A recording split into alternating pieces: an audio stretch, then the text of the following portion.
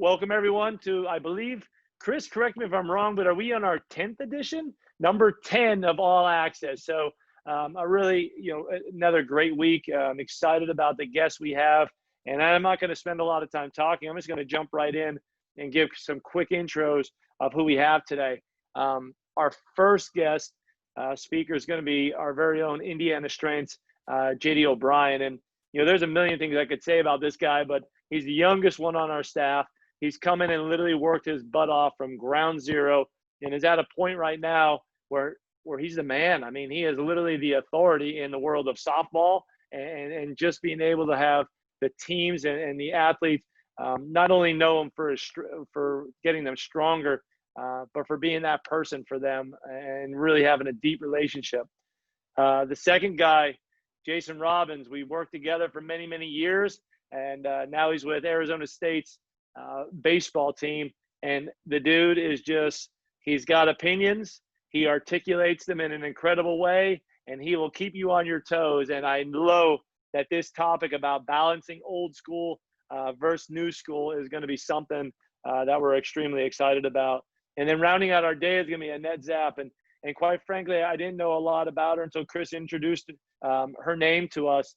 And the more I read about her bio and what she's done is absolutely incredible, from the businesses she started to the overall what she's giving back to the world of the profession of the firefighters and everything else. But she's going to talk about coaching on the thin red line. So today, again, this is going to be another exciting day. Sit back, grab your pen and papers, and we're going to get this thing rolling. JD's our first guest, and Coach Kevin Konopasek is going to introduce him. So, Kevin, it's all yours, my man. Thanks, Tom. You're getting closer at the last name, but Konopasek. Golly, God. Still close, but not exactly right. But thank you, anyways. So I have the pleasure of introducing our first speaker, my coworker and one of my best friends in the field, in JD O'Brien. So as Tom alluded to, JD's been with Indiana Strength now since 2016. And he first originally started with us as a part-time assistant coach, where he worked with all the sports that we had here in Indiana. And that's really when I first saw the drive and the passion, the work ethic that obviously has been elevated to a full-time coach. And selfishly, I use JD to bounce ideas back and forth between. And honestly, I steal the majority of his ideas that he throws at me, and it has since made me a better coach and a better programmer, really. So I'm really excited to hear what you have to say now, JD, about how you develop speed with softball, and I know the majority of your other athletes that you coach too. So the floor is yours, sir. Thanks, Kevin. I think I shed a single tear during that. I appreciate the words. That was an awesome introduction. All right, so pretty much definition of speed, but where this whole thing kind of started was when Ron McKeefery visited our staff, and he asked us a question, what's the Indiana Strength way? And after the conversation I had with him, I went back to my office, and I started thinking about ways that make what we're doing here at Indiana University unique, and what makes us different. When I thought about, all my sports, specifically the softball team, the thing that the coaches hound on, the thing that we train the most with the team is speed, because year in and year out, we are one of the best teams at stealing bases in the country. Ever since Coach Stanton's been there, we've been top 15 every year. We lead the Big Ten every year. And it's like, how do I take a team that is already so good at this skill or this craft, and how do I get them better? And kind of like looking at field sports, I know that running-wise, there's a lot of room for improvement. Because a lot of the times when this athlete or these softball athletes come to me day one, however they were taught to run at age 6 is how they run at age 18. So the room for improvement with these athletes is super high. It's just kind of figuring out ways to creative ways to get them better and to keep doing it that way. And then a lot of this stuff that I have in here is just kind of what I take from how I train my track and field sprinters. Because looking at them, they come in on day one and they're the fastest kids from their respective states. And I've got to get creative with, just ways that I can make them faster and better and break school records over a 4-year span. So I want to talk about just 2 simple tests that I use to develop speed. Those 2 tests being the 20-yard sprint and the single leg power test. Both of these tests in combination is kind of what was built the process that I use to improve the top end speeds of my athletes. And these two tests alone give me a lot of information that I need to know from day one without even having to have a conversation with the athletes that come through. So first, I want to talk about the 20-yard sprint. What does it show us? First and foremost, just sprinting in general can be a great movement assessment for the athletes. You can find out a lot about them from having them take their shoes off and just running on a field. But that's a completely different presentation in its own. But what this 20-yard sprint test, what it shows for me is the trainable qualities that my athletes are missing. So when I look at the 20-yard sprint as a whole, and I split it into 10-yard and the 20-yard split, what that 10-yard split shows me is a measure of acceleration. And from that, I can get, if my athlete lacks in this area, maybe they need to take their time to spend on 5 to 10 yard loaded and unloaded work, just kind of short sprinting work. And then in the weight room, maybe we need to focus more on power strength movements. If they've got a lower time on that 20-yard sprint, it's a measure of top end speed. So speed wise, maybe I need to work with them on their running mechanics, or maybe we need to apply some overspeed into their training. In the weight room, maybe we need to add some dynamic or speed type movements to their training. Single leg power testing, what does it show us? For me, it monitors my athlete's progress. So it shows improvement in single leg power, peak power over time. And a lot of times, or I think my statistics is around 98% of the time, an increase in single leg power equals an increase in speed. And the other big kicker it gives me is it shows asymmetry, the difference between the right and left. And this is gold when it comes to improving a sprinter's ability. And the two best ways that I've kind of used to figure out that asymmetry is, VBT equipment at IU, we have elite form or the single leg vertical jump. So kind of calculating this in both ways, if you're a place that has VBT equipment or a place that doesn't, there are two ways that I've kind of gone about this. So before we get elite form, I used a single leg vertical jump test. So pretty much all it was is we have these just jump mats, or you could use a Vertec. It's a single leg jump up in the air. You land on 2. You do 3 jumps off of the left leg, 3 jumps off the right leg. You average your left, you average your right, and then that's what gives you your deficit. Or if you've got velocity-based tracking systems, I use a split jump exercise. So I have an athlete start with the left leg forward, right leg back. They jump 3 times on that side. They do the same thing on the right. And then the average of those 3 is what gives me that asymmetry number. And narrowing down or lessening that asymmetry number, it gives you a real kind of a head approach on where your strength training or your speed training is going. And a lot of times when I talk about asymmetries and narrowing them down, the questions I get from most coaches is just what's considered a significant deficit. I think just the right answer is just anything considered a significant deficit, because as a strength and conditioning professional, our job is to put the best product on the field. So we've got to be constantly working to narrow this down so that our athletes are they're performing on all cylinders like they're able to do. So pretty much from these two tests, I break it up into 2 groups. I break it up into my 10-yard split group and my 20-yard split group. And for both of these processes, the testing is biweekly and the program length is 2 weeks. So if you're in my 10-yard group, which means your 10-yard split is higher than your 20-yard split, you kind of got a different emphasis in season and off season in the weight room. So for those 10-yard people, the speed emphasis for them is going to be in the off season, 5 to 10-yard weighted acceleration type movements. The weight room emphasis is going to be auto-regulated strength training, because a lot of times in the off season, we're just trying to get them stronger and more powerful when they walk in the door. But this group specifically is going to have a lot of loaded plyometric movements, dumbbell loaded jumps, med ball work. And then we're also going to look at their asymmetry need. What do we need to work on with our unilateral work between the right and the left? Do they need extra sets or reps on one side compared to the other? In season, it looks a little bit differently. We're still going to focus on that speed emphasis of the 5 to 10-yard acceleration, but this time it's going to be unloaded because we're getting all kinds of repetitions within the sport that we're competing in. The weight room emphasis kind of gets narrowed down a little bit more. Our strength training, if we're using velocity-based movements, we kind of want to work on strength and power. So the movement speeds of those movements are going to be anywhere between 0.4 meters per second and 6.5 meters per second. But if you're somewhere that doesn't have that, a good ballpark range would be between that 70 and 90% percentage range. And then this group's going to use low volume of unloaded plyometric movements, and we're still working on that asymmetry deficit between the right and the left. My 20-yard group, so this is the group if your 20-yard split's higher, the testing and the program length is the same, it's going to look a little bit different. So if we're in the off season, the big emphasis speed-wise is going to be overspeed, running form, The weight training is going to be the regulated strength training. And then they're going to do a lot of unloaded reactive plyometric movements. So things like hurdle hops to box jumps, reverse jumps, things of that nature, while it's still addressing that asymmetry need. Preseason, in season, their speed emphasis is going to be over speed runs. And I like to do these because it still, trains that stimulus at a pretty high level, but it's a lot of bang for its buck in terms of the quality that they provide. We do a very low volume of those, anywhere from like 5 to 6 reps a session. And then the weight room emphasis for them is going to be that strength, that speed or strength speed type of area. So if you're looking at from a velocity parameter, the barbell movements that they're doing are going to be anywhere from 0.8 meters per second to 1.0 meters per second. But if you don't have the means to do that, anywhere from 35 to 60% is a good place to be. This group's going to do a lot of band-assisted plyometrics to kind of mimic the dynamic of sport. And then also we're going to work on that asymmetry need and right to left.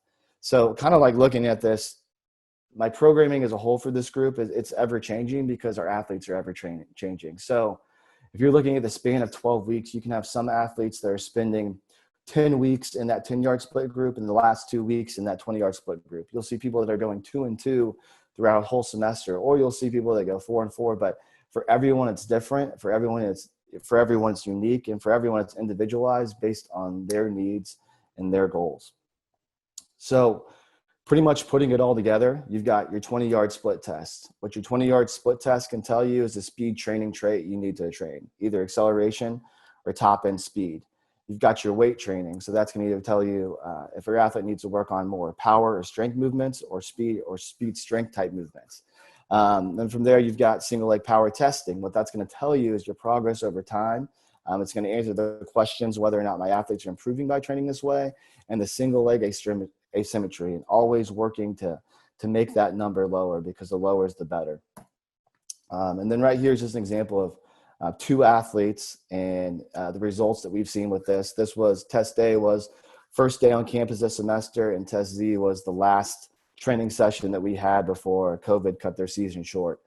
So as you can see here, increasing that single leg power, working on that asymmetry, and training those traits in the weight room will lead to faster athletes, not only faster athletes, but more consistently fast athletes. On here, I've got my contact information. Feel free to reach out to me, give me feedback. I like to talk shop. I want to know if you thought this was an idiotic idea, or if you thought this was a brain-busting idea, or whatever it may be. I love feedback no matter what it is. I love collaboration. I love talking. So feel free to reach out to me on any of these facets. I want to thank the strength staff for letting me do this today, and I appreciate everybody for listening to my talk. Well, JD, I think it was a great idea, and we want to hear about it more. But luckily, I get to hang out with you every day here soon, so we do get to hear about it more. And yeah, if you got questions about VBT, technology, things of that nature, this kid lives it, man, and he does. The kids buy into it so much, and the coaches buy into it, that it's just an awesome experience having him on the staff. And if you get a chance, reach out, because he's all about it. He'll reach out, and he'll tell you everything he knows, and he has questions too. So JD, great job, and if you get a chance, go ahead and reach out to him. But moving on, and I'm going to share my screen. Hopefully you all can see that. Our next guest in a previous life was a kicker, which should tell you all you need to know about him. As strength and conditioning coaches, we have all had to train kickers at some point in the weight room during our careers. And with that experience, those kickers, man, they're a special breed. But Jason Robbins, he's the strength coach for the baseball program over at Arizona State, who recently, they garnered 5 players drafted in the first few rounds of this year, or the first 4 rounds of this year's draft. The shutdown this year of spring sports, it affected a lot of programs. But ASU baseball was one of those few programs with national championship potential. So, even as we're moving about fall sports and things of that nature, I was even just reminded, it's like, man, the spring sports got robbed of a lot of things. And we've always kept an eye on Jason, how he's doing. And I know they're going to come back just as well next year. But before Arizona State, he was one of us here at Indiana.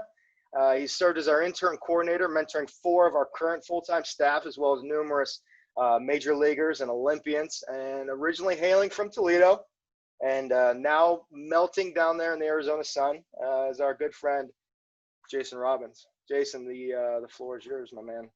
Birch, thank you very much. What I want to know is, where on earth did you find that picture?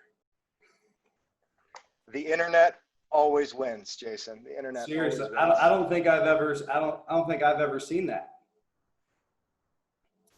Let me see here. Is it Sharon? Okay, good. All right. So for me, my topic when I was thinking about this, it really kind of started from talking with a lot of the interns.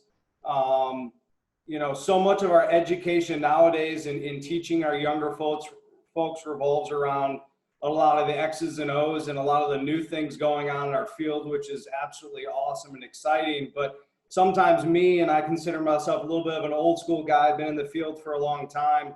You know, I still think there's some benefits of the old ways of doing things. So that's really what kind of, you know, led me down this, trying to find a balance between, you know, the two. And when I think old school, I think, you know, I still reminisce about the days that we were actually called strength and conditioning. You know, now we're sports performance. And I get that. It all makes sense. I'm not trying to hate on it. But, you know, there is something really sweet about the, you know, the old school monikers where basically we're just focusing on moving some, you know, some steel weight and sweating, and we're all about being simple and tough. You know, like I saw, you know, a little bit of old school Rocky IV, you know, I absolutely love that. Where new school, well, you know, it has its methods. It's, you know, now it's sports performance, athletic performance, you know, facilities are absolutely everything. Sports science departments are growing up everywhere. We're teaching our kids more and more advanced methods, and data is absolutely everywhere. You know, so for me, when I talk to some people, and, you know, you go to conferences and you talk about the old days, and, you know, there's a reason for that. There's something that we kind of had right in the old days, but at the same time, there's definitely a reason that our field has evolved. And what I always try to preach to, you know, to our interns and anybody, that, you know, I really want the best of both worlds. And, you know, I'm not just talking about the Van Halen album, which is absolutely awesome, best of both worlds, but, you know, for me, what I say, it's a very unpopular opinion, that I think there's an over-reliance on science and technology at the cost of what I would kind of consider, you know, old school coaching, because data can tell us a lot, but they oftentimes can't account for the human factor, you know, of dealing with college age kids and college kids doing, you know, college age stuff. You know, example I have of that is, you know, sometimes, you know, the wearable technology, Whoop and Oura rings and all that. You know, we're trying to monitor these kids when they're, you know, the 23 hours outside the weight room. But, you know, I hear stories of all the time about how kids are kind of cheating that system. And, you know, one that really stuck out where basically all the returners gave, did that cut out?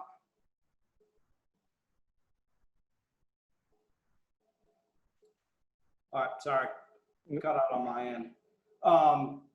You know, and all the returners basically put all their wearables on all the freshmen and made the freshmen stay in while everybody else went out. You know, and those stories are plentiful out there, because kids are very creative and they'll find a way to do whatever they want to do. So sometimes when we're trying to utilize science, technology, sometimes kids are going to kind of outdo that. The other side of, you know, all the data, which again, it's fantastic to have, you know, all that has to be interpreted and then conveyed accurately to the athletes. One is if they actually care about it. Some of them don't, some of them do. But then I also say, where are you spending your time? Because it often takes a considerable amount of hours to mine through a lot of the raw data. And if that's something that you like to do, by all means, continue doing that.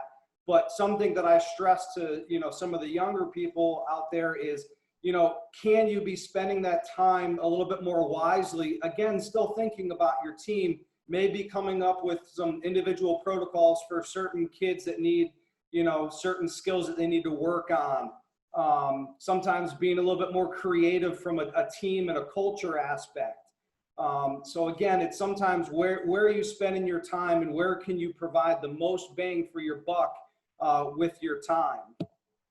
So all things that I consider when I'm, looking at my program from a technology, from assessments, when I'm doing tests and what I'm doing from a programming perspective, is just because I can doesn't mean that I should. And the biggest thing I see nowadays is coaches love data. That we work with, sport coaches, they absolutely love data. They want us to do data. They like numbers. But the thing that I always go back are they actually doing something with that data? And so many times that I see coaches want data, but they don't really change what they're doing. Sometimes strength coaches, we get data and we don't really change what we're doing. So that goes up to really my big point is it actionable? So when I'm doing some sort of assessment or technology, is it going to elicit an exact change? If I do some sort of intervention, it has to make me change what I do. So JD, when you were talking about with your program and how you assess every 2 weeks, I absolutely love that because to me, I consider that totally actionable. And at the end, I'll show you what we do. But if you're doing something and it doesn't elicit change immediately, it's probably not giving you the most bang for your buck. Another thing I look at is, can I get the same information in a different way? Oftentimes in an easier or many times a cheaper way. And in the current times, cheaper is going to be at a premium with the loss that the colleges are experiencing. An example of this is, being in the baseball realm, I get pitched vision training stuff all the time. And there's no shortage of awesome technology out there, VR goggles, and the latest things that you can do with touch screens. Could I also do something using a Brock string and a Snellen chart? Because that's exactly what we do. It costs $10 and it's really easy to implement. So those are just different alternatives. And there's not necessarily one better than others. It's sometimes you just have to be creative with what you're doing. And I always say communication because, verbal skills and talking to your athletes, talking to your coaches, that's the absolute best way to get the information that you really need. Another point that most people don't really like to address when this is, are we doing what we're doing for me or for the athlete? A lot of times as coaches, we're always trying to make, do things better than we used to. We learn, we get better. So sometimes our programming changes and evolves, which is absolutely fantastic and it should. But sometimes we get doing some really advanced things that we really need to think about. Our athletes may not need. Because sometimes as much as we like to think our athletes are absolute world-class athletes, and as Chris alluded to, we had 5 people drafted in the top 5, and we did have the #1 overall this year. But at the same time, when they came in as a freshman, they were still freshmen. So they're absolutely gifted and world-class in the skill that they do on the field. But from a training perspective, they need some very simple training. So sometimes I think we have to check ourselves with our programming, the technology that we're trying to do from an advanced perspective, and sometimes take a step back and realize sometimes the training age that we have of our kids is, 0, 1, and 2, and we can do some very basic, simple things that are going to work. And I put recruiting in there because I'm not naive to the fact that sometimes some of the technology and assessments and training that we do does lend itself to the recruiting race that I talked about with the new school. So I get it. There has to be a little bit of a balance in there, but we also have, a role in our field when we're talking to our administrators and our coaches, when sometimes they're trying to push the envelope of what we're doing. Sometimes we need to say, hey, we can't do that because that's going to spread ourselves too thin from doing the very basics that we need to be doing. And I say, why does this matter? And Verge, that one's for you. You got the old Ditka and the old football shorts right there because, he's about as old school as they come. And you look at, some of those old coaches and even now you have Belichick and Saban, and they've got all the money in the world. But sometimes doing things with, the new school ways, I'm kind of, portraying it in this light. Sometimes you can't address those intangible qualities that you can really develop when you're in the weight room. Sometimes we use some of these assessments to assess, what's their readiness level. Sometimes their readiness level is going to be a little bit lower than we want, but it's attributed to what they're doing off the field. And so sometimes that's not really feeding into the discipline and the accountability that we need to ask of these kids to make sure they're doing all the right things off the field to show up and be ready to train. And we all talked about, you know, adaptability with the SAID principle. And really, for me, the big thing is learning how to deal with adversity. You need to be able to push your athletes outside of their comfort zone. And there's a time and a place for it. So I'm not saying we have to go straight up old school. We're doing 3 days and puking after every single workout. But there is a certain component to pushing kids beyond what they think they are capable of, so they realize that they're capable of a lot more. Because I think that's the thing with kids is they don't even realize, you know, how deep their well goes. So that's a big part of the old school piece that I think we need to consider in pushing the adversity aspect. And that goes back to, we talk about the art of coaching all the time. There are some things that you just can't measure through, you know, some sort of testing protocol. You know, we also talk from a coach's, you know, we talk about coach's eye in our assessments, but our gut instincts, our intuition from experience and feel, you know, that's a major thing that you have to learn how to do. When you get kids coming in and from practice, you know, through discussion, you need to be able to figure out, hey, how are they actually feeling? Because I don't have some sort of assessment right then and there. And so you need to kind of hone that skill all the time. I think being simple and consistent is completely overrated. Consistency, I think, is one of the hardest things that we do in a weight room. And it's even from the coach's perspective, being consistent with our coaching and our cueing and not letting kids get away with bad form. The hardest thing to do is to tell a kid over and over and over again every single day is to get deeper. So I think a lot of times the consistency that we feel is hard to get to our athletes really stems from us. It's extremely hard to do. But when you're doing things consistently over time, that's what I call toughness. So when people talk about wanting to do you know, toughness training, it doesn't come from the difficulty of the workout. It comes from the consistency of the coaching that you're doing and making sure they're upholding your standards and expectations. And when we're talking about expectations, I think that's the biggest thing that, you know, I don't think we do a great job really holding kids day in, day out to the high level of expectations, you know, and especially, you know, during these quarantine times, I remember when it first happened, everybody got on calls and said, you know, how do we think we're going to do things coming back? What's going to be our protocols? And while that had to happen, part of me was thinking, you know, if we just set our expectations for the kids, we're going to be okay. If we set the expectations, so I told my guys when they come back, I understand that there's crazy things going on and you may not have the normal gym access that you do, but when you step back on campus, here's my level of expectations. I expect you to meet it. No excuses for what's going on in the world, because kids are creative. They're always going to find a way. So I have no doubt, because of the culture that we've created through the constant, you know, consistency, standards, and expectations, that when they come back from campus, my kids are going to meet the expectations that they have. And if they don't, they're going to be on the shit list that they would normally have in any sort of normal year. And that's where tough loves comes into play. I know sometimes when I talk, it comes across a little bit harsh, but I absolutely love my kids and I want the absolute best for them. And at the end of the day, kids love discipline. You know, they're always going to push you on trying to get away with things, but kids love structure and they love discipline. Sometimes when they're 18 to 22 years old, they just don't know it yet. And that's our job as educators, to make sure they understand why we're doing what we're doing. And I think our field is advancing better about explaining the why of what we're doing. And I think that's just something that needs to continue, because if we really educate our kids, that really goes a long way. So at the end of the day, you know, there are some people that go way more into technology and assessments than I do. I think the biggest thing is you have to find a balance, because both ends of the spectrum offer a lot. So if you find a balance, I think that's really what's going to help you. So just to give an idea of what we do for ASU baseball, we use Sparta Science for our force profiling. So we'll test on a force platform, you know, every 2 to 4 weeks. We do old school range of motion testing. So we use a digital inclinometer and a goniometer to measure, you know, shoulder and hip range of motion.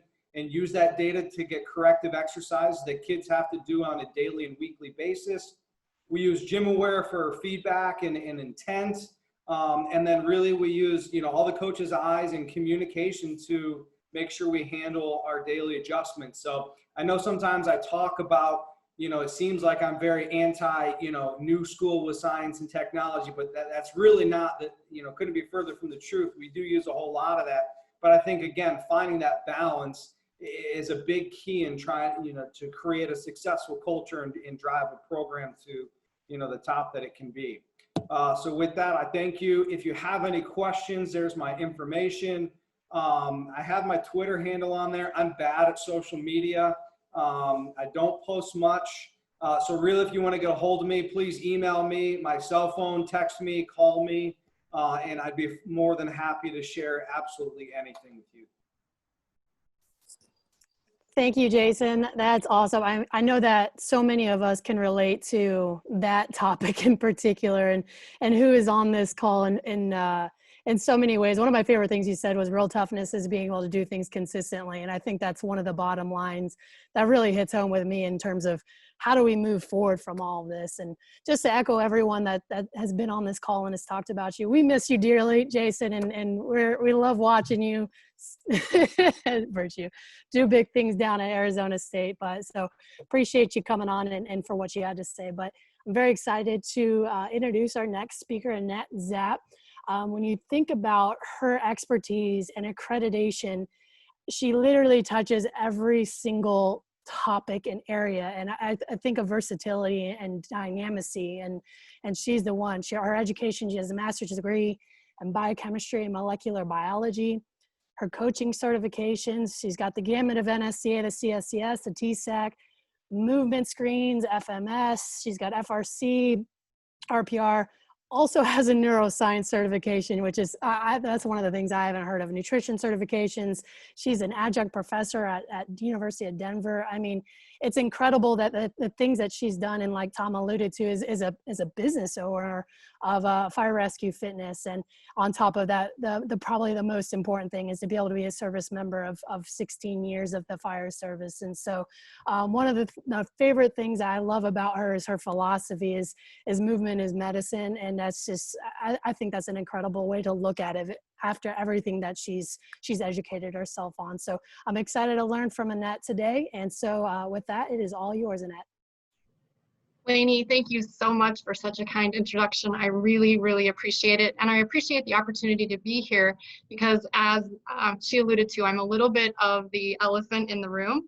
I am not a college professional or high school strength and conditioning coach, nor have I ever been. But I think that that's what allows me to do what I do that is so unique. And I do it, I'm going to just tell you, I do it pretty well.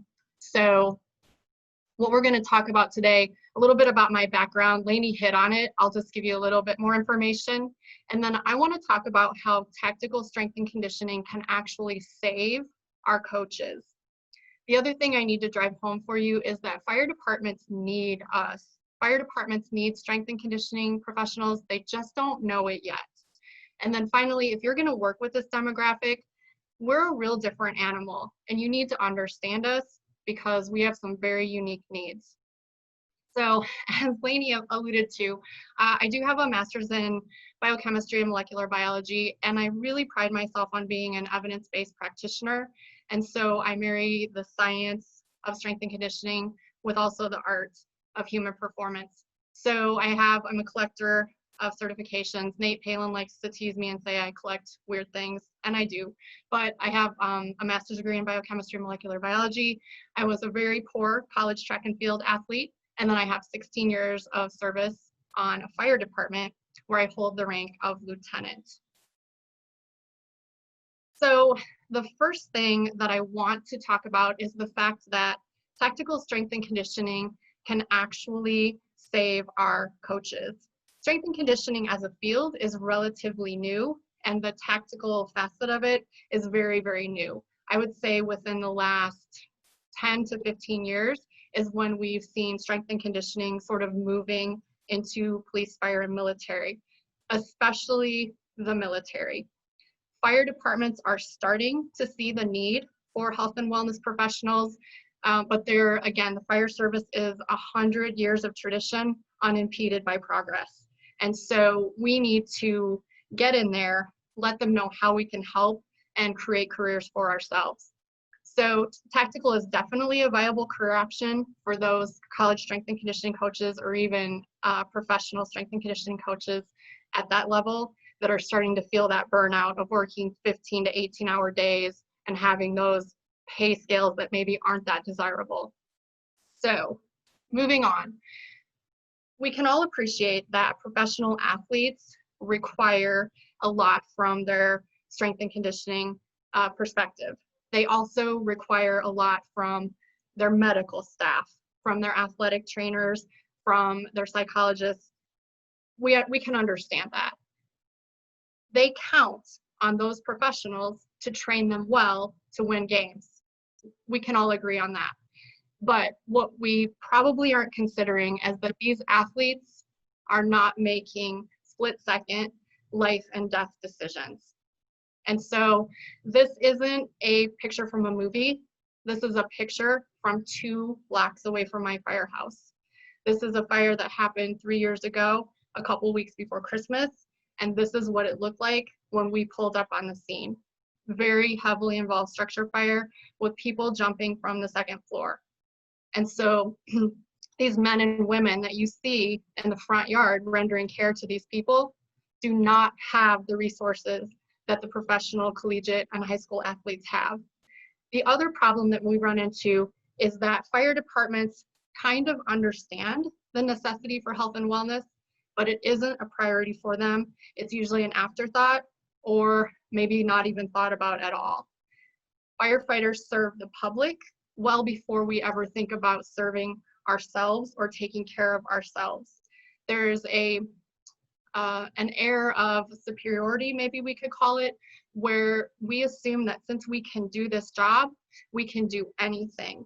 And so we don't necessarily need to train ourselves to do the job, which is of course not true. Most firefighters have large families, and then they also have extra jobs, which may be at another fire department, or many of them work blue-collar jobs such as construction, building houses, plumbing, things like that. So firefighters are working a lot of hours. Fire departments in general try to stuff 20 pounds of stuff in a 5-pound bag. We are all things to all people, and we are all hazards departments, which means we don't respond just to fires. We respond to emergency services calls. We respond to workers stuck in a trench. We respond to, you're not going to believe this, birds caught in a tree. And we never, ever say no. So because we don't say no, our time priorities are sometimes not balanced, and taking care of ourselves comes absolutely last.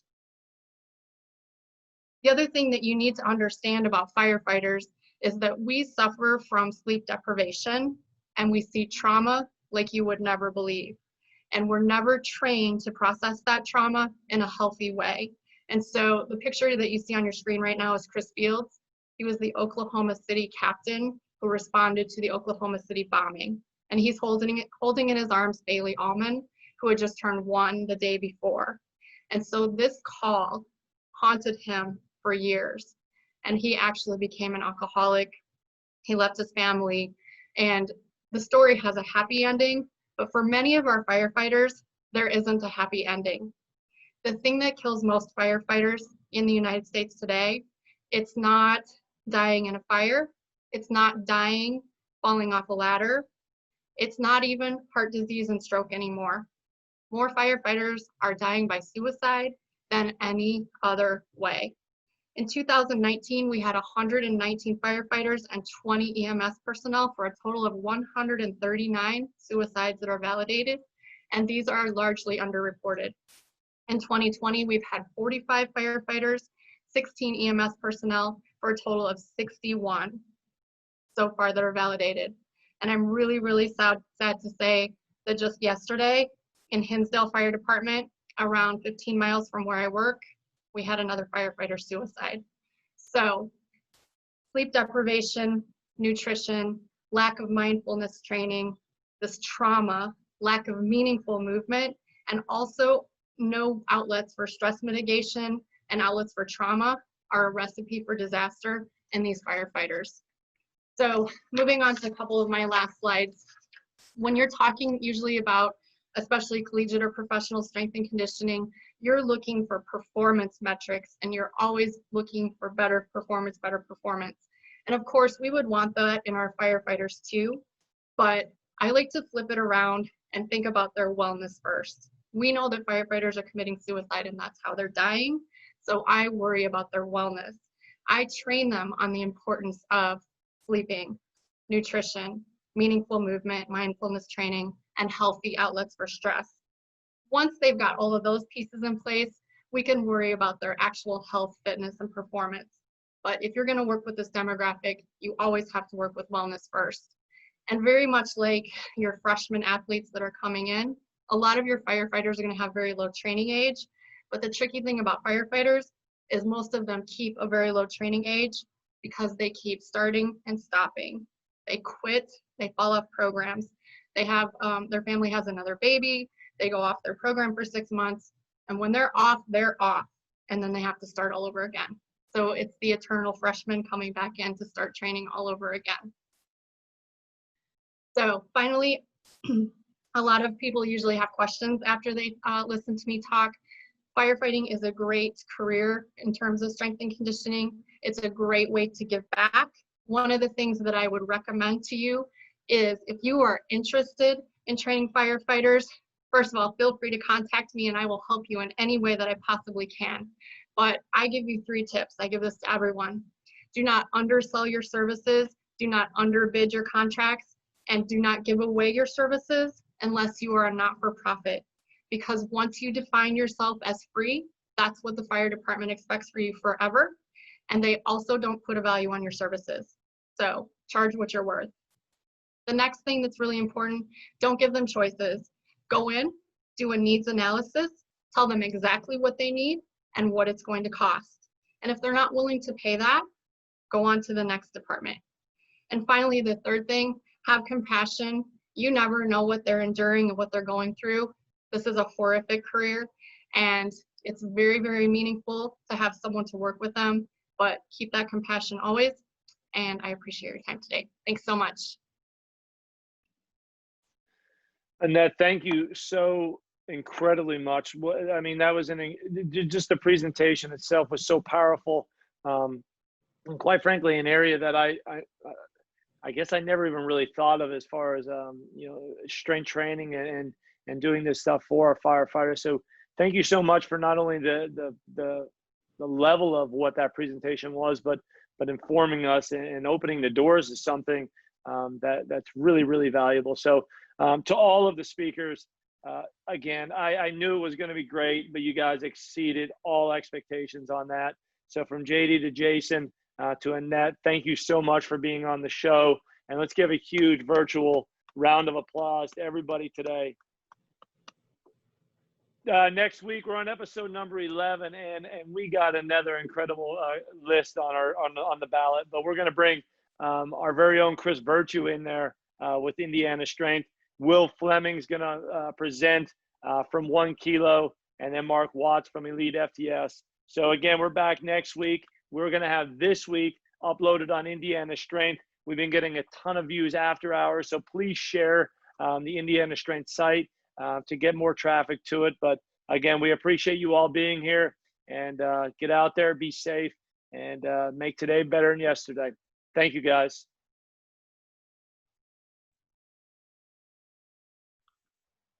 Guys, thank you so much. And that was that is just that's a phenomenal presentation. At one point, I had tears in my eyes with that picture of the young child. I mean, it's incredibly moving. But I knew of firefighters, and it makes sense that to strength train to do all this stuff.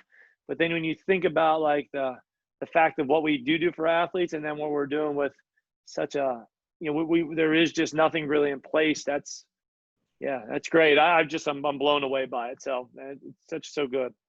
Thank you so much. I always appreciate any venue that I can get the word out, and we need you. We need strength and conditioning and fire. Yeah, definitely. A person in the waiting room. Let me see here. Leave it Sorry. alone. It's fine. Oh,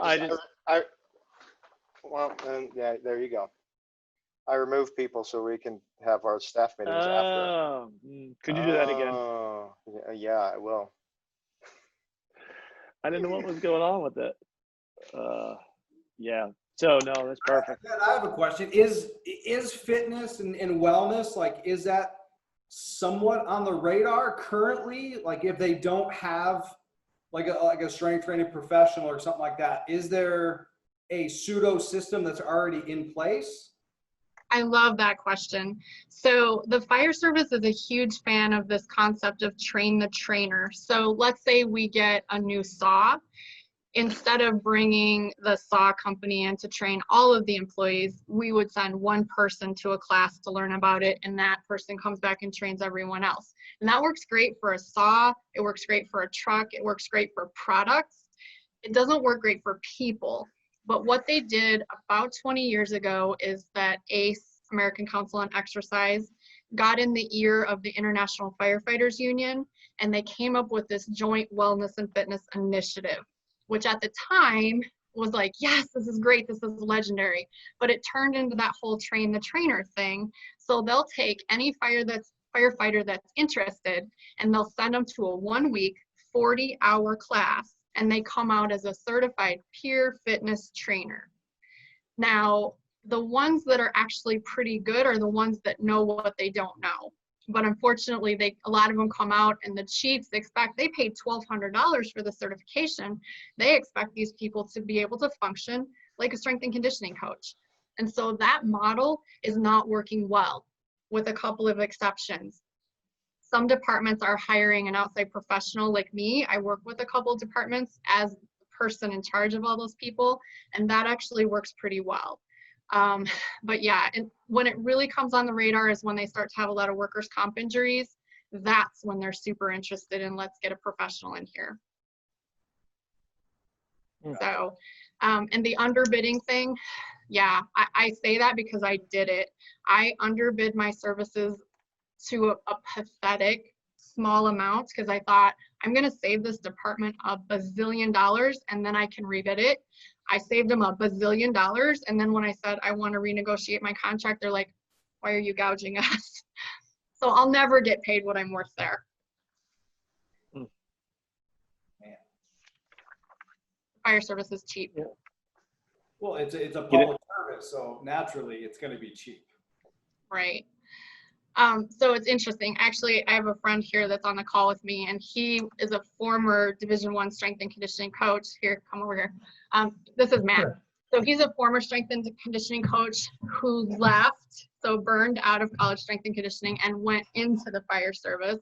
And so now he's seeing this from both ends. So he's working in his department as their strength and conditioning coach and just seeing all of the challenges that come from that.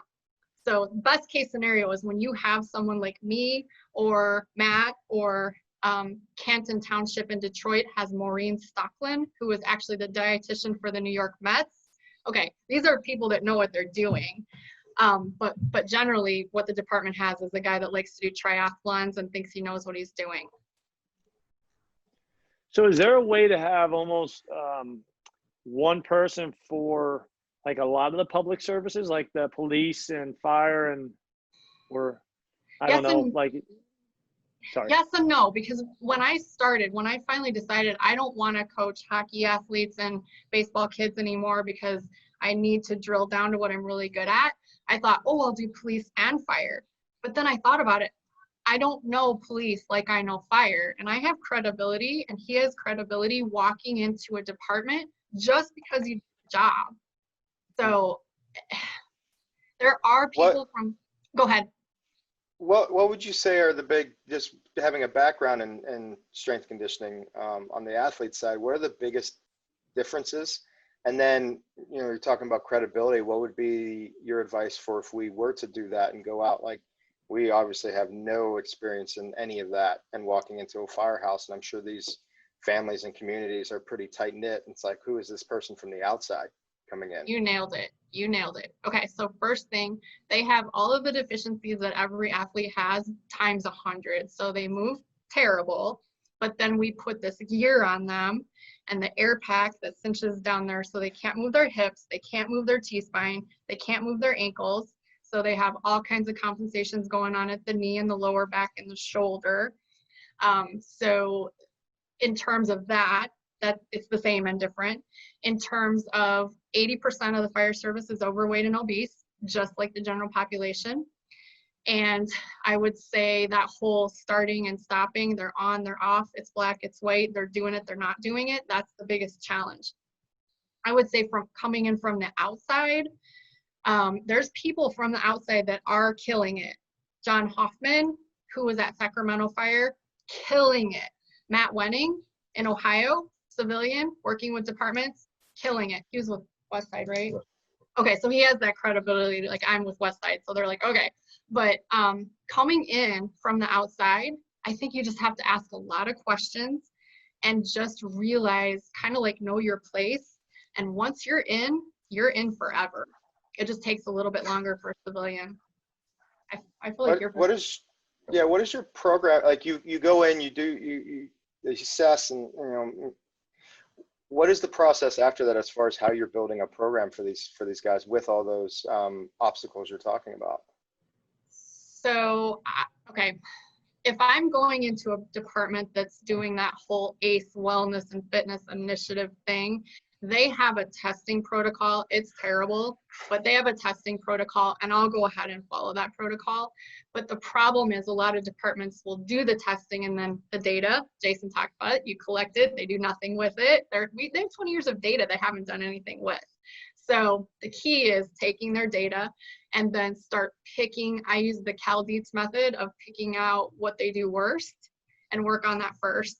And then reassess, what are they doing worst? Usually it's the same thing again, work on that till they're not doing it worst anymore.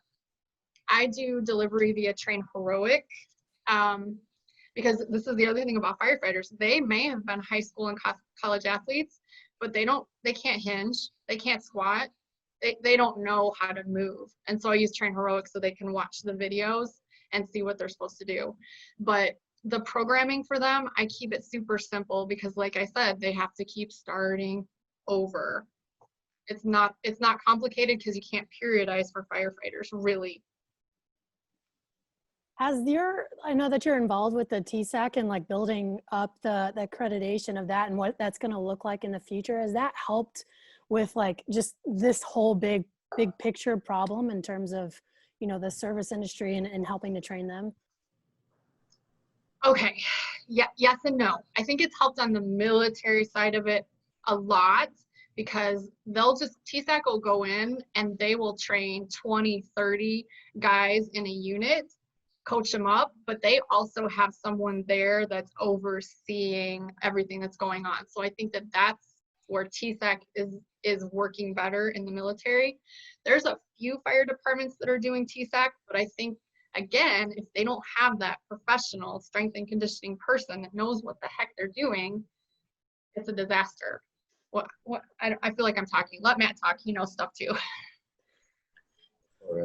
I don't know. You just said a lot. I know. Let me follow up this with a 5-word statement and just, clarity now. I mean, I'm no Steve Murray from Toledo or anything, but how do you go in? How do you make train the trainer work until you can get a strength and conditioning coach into every department? It's difficult because when I came to the department where I'm at now, I left NIU. I was the head strength coach at NIU from 2000 to 2008, Coach Novak. I've watched Jason Robbins play many times. And it was only after he left. Well, that we were able that's a story in itself we should all hear about. I mean, that's Yeah. Like how many bets did you lose because he missed a kick? I was too busy telling everybody, get back the entire game. I couldn't even watch the game half the time. That's the main job of a strength coach. That is, we have our role. We do it. My first department I was on, I was accepted rather quickly because I was the guy that just got hired at a later age, came in with all this knowledge, and I was lucky. My first department was a smaller department, a lot of athletes, a lot of former college athletes, a lot of muscleheads, so they were into it. my second department, when I came in, more progressive suburban department. There were some people on there that were former fitness coordinators from clubs, former college athletes. So the same way that we ran into the problem of, mom tells me to eat 3 squares and train hard. I don't want to do it. The coach tells me eat 3 cans of tuna fish and swallow them with water every day. Now it's the new trinity. They're going to do it. So sometimes they just need to hear it from someone outside the family. So when there's someone new coming in the department that has that background, it's easier to listen to him for no other reason than he's the new voice. They're the new blood. And after a while, once you build up rapport, it gets a little bit harder because you're trying to employ professional methods into personal relationships and dynamics. And that's where it's hard. It's like trying to train your family as opposed to a professional relationship. So for instance, when I first came on, I was a older hire, came in with an education. When I first got on, I got put out to kind of like a vacation station. So I had a year to just train, lose weight, focus on nutrition, kind of got into that. Started competing in combat challenges, and because I still had the separation from the rest of the department, but I was part of it, people saw that I was doing things, not bragging about it, wasn't being thrown in their lap, they weren't being forced to do it. So it kind of became, hey, we could do that too, let's give it a shot. With my current crew, last year before one of the guys on my truck company and I got ready to go to a pretty physically intensive class down at IFSI in Springfield, we were training mornings. We were getting off shift. We were up at 5 a.m. doing some type of metabolic conditioning, GPP workout, depending on how many calls we had the night before. And then during the shift, we were working out between lunch and dinner. Well, first it was just him and I. And then we invited 2 of the newer guys. And then pretty soon, peer pressure, because people are being left out, plays into it. Our lieutenants, both our chiefs, and our senior firefighters that never even walked through the weight room were now asking, well, what, we're not cool enough to be part of this? We can't do this? So pretty soon, a weight room that I just redid, I was organizing 8-man workouts for the entire shift at one time. So, but like I said earlier, it's hard to have a professional relationship in a personal environment, but if you can create a dynamic where it kind of becomes, I don't want to say the cool thing to do, but it's a positive thing. Everybody wants to do it. A lot of people don't know what to do. They obviously don't mind putting effort forward. They're firemen. We want to wear heavy stuff. We want to throw stuff. We want to break stuff. We want to go on fires. We want to do the hero stuff. They more than likely want to go into the weight room or go and participate in some type of workout, but it's the humility and it's the ego of not knowing what to do. You're not going to go there and look stupid. So it's the education, it's setting the example, and it's trying to create an environment where it's not confrontational, divided. Which leads me to the point, which should have been number 4. When there are a few strength and conditioning coaches that are in fire departments already, and they call me up, they're like, hey, I want to start doing what you do at my department. And what I tell them is, don't do it at your department. It's too hard. Go do it somewhere else. Because you're the family member. I'm not an expert at my department. I'm not. Nobody really listens to me at all. But I can go anywhere outside my department and they'll listen. That's so true of all of this. It's like sometimes all the athletes within house here, it's like we're the professionals all hired, and the second someone from mom and pop's little shop downtown says something, it's like, oh, it's genius. And well, we never listened to Jason when he was here, and now we have him on this show. So I know. it just shows you. Now I took a whole bunch of pages of notes because of so true. Well, it's awesome. Well, this is cool. Unfortunately, I got to jump off here, but this was awesome, and I appreciate you all on here. Jason, great seeing you again, and great stuff. Thank you so much. I appreciate it. You bet. Enjoy. Have a great day, and I'll talk to you all soon. Don't be a stranger. Let's keep talking, because this is great stuff. We want to have you back more. So. I have to come down and see. I saw he was on the call. Troy Torrance. He works for Indiana State Police. He's a civilian. He's actually someone you should look at having talked to. Anyway, but when I come see Troy, I'll come see y'all. That'd be great. Thank you. Bye-bye.